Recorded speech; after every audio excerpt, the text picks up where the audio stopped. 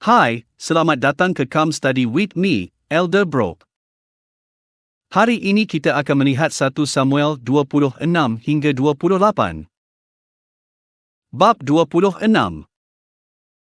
Malam turun sekali lagi atas padang gurun. Saul masih memburu Daud. 3,000 orang pilihan bersamanya. Raja sedang tidur di tengah-tengah perkemahan. Tombaknya terpacak di tanah di sebelahnya. Lambang kuasanya terletak di sisi seorang yang sudah menolak firman Tuhan. Daud melihat tempat Saul berbaring.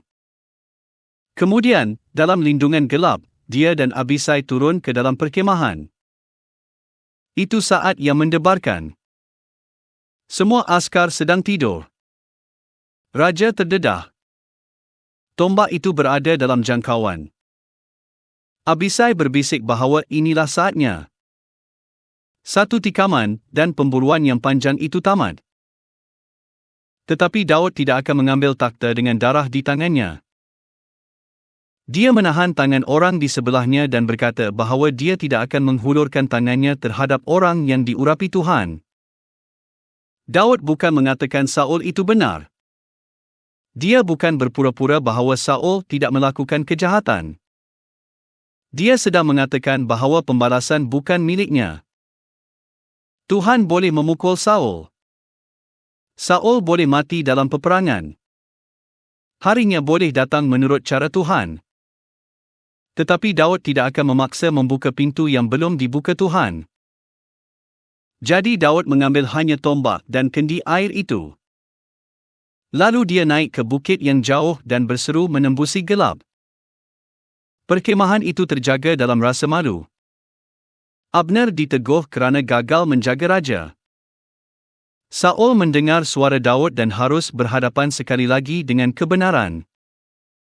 Daud mempunyai setiap peluang untuk membunuhnya, tetapi dia tidak melakukannya. Skim kuasa integriti.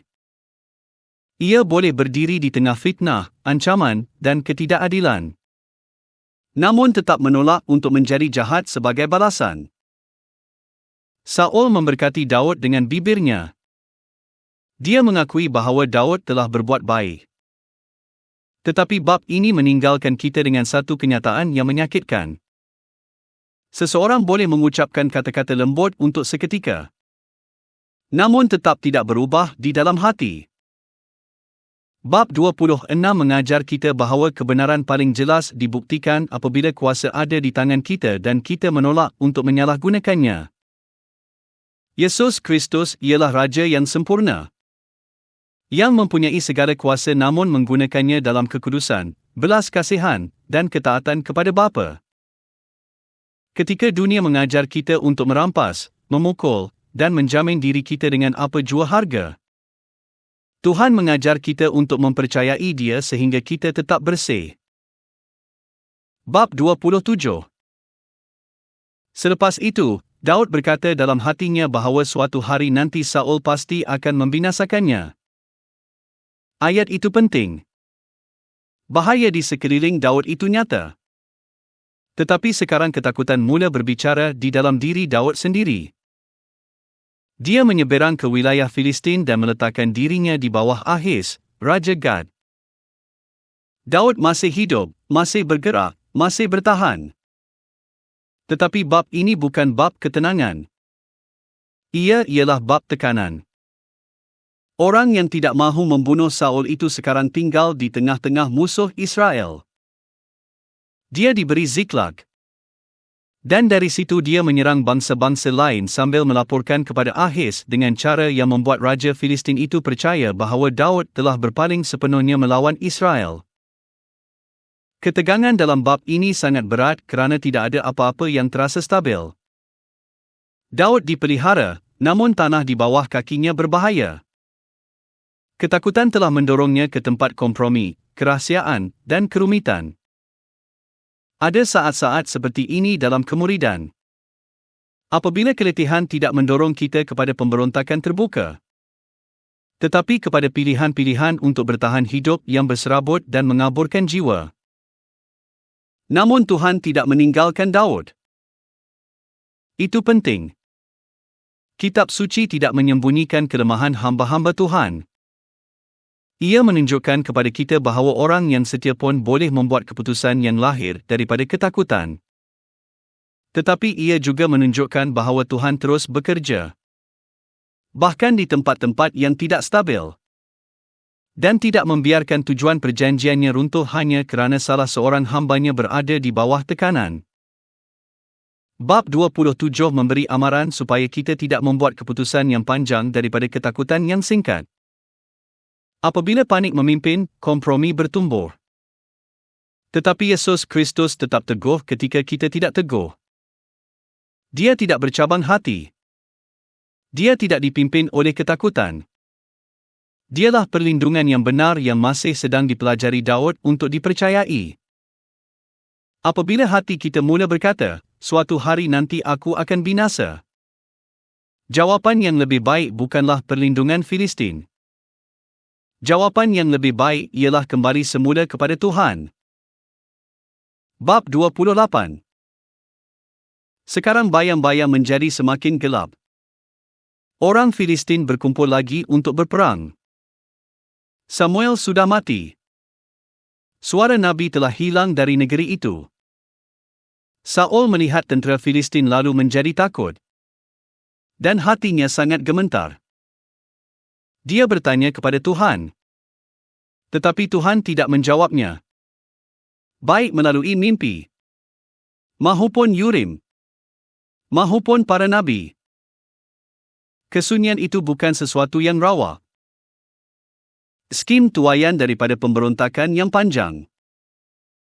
Saul sudah diberi amaran. Saul sudah diteguh. Saul sudah mendengar firman Tuhan dan menolaknya. Sekarang, ketika dia sangat ingin syurga berbicara, syurga tetap diam. Jadi dia berpaling ke tempat yang sepatutnya tidak pernah dia tuju. Dia mencari seorang perempuan pemanggil roh di Endor. Raja yang pernah menghalau perkara-perkara seperti itu dari negeri itu, kini menyamar dan pergi pada waktu malam untuk meminta pertolongan yang terlarang. Skim yang dilakukan pemberontakan apabila ia matang. Ia mematahkan kebenaran di hadapan umum, kemudian merangkak kembali ke dalam gelap secara tersembunyi. Bahan bantuan kajian projek ini memberi satu peringatan penting di sini. Seorang pemanggil roh tidak dapat, dengan kuasanya sendiri, membangkitkan seorang Nabi Tuhan.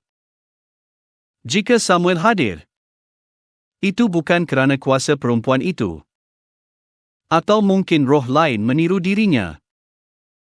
Walau apapun, ini bukan cara wahyu yang datang daripada Tuhan. Saul tidak sedang menemui terang. Dia sedang turun lebih jauh ke dalam penghakiman. Berita yang diterimanya sangat mengerikan. Kerajaan itu diambil daripadanya. Tuhan telah meninggalkannya. Israel akan jatuh di hadapan orang Filistin. Saul dan anak-anaknya akan mati. Apabila Saul mendengarnya, dia rebah ke tanah. Raja yang kuat, yang dahulu berdiri tinggi di atas rakyat, kini jatuh ke dalam debu, kosong, ketakutan, dan tanpa kekuatan. Ini ialah salah satu adegan paling gelap dalam seluruh perjanjian lama. Bukan kerana Tuhan telah gagal terhadap Saul, tetapi kerana Saul terus menolak Tuhan sehingga kegelapan menjadi satu-satunya tempat yang tinggal baginya untuk berdiri. Dan skim amaran 1 Samuel 28. Jika manusia tidak mahu mendengar firman Tuhan pada hari belas kasihan, suatu hari nanti mereka mungkin merayu untuk mendengarnya pada hari penghakiman, dan hanya menemui kesunyian. Tetapi bab ini juga mengarahkan kita kepada Yesus Kristus melalui perbezaan. Dialah Raja yang benar, yang sentiasa mendengar Bapa.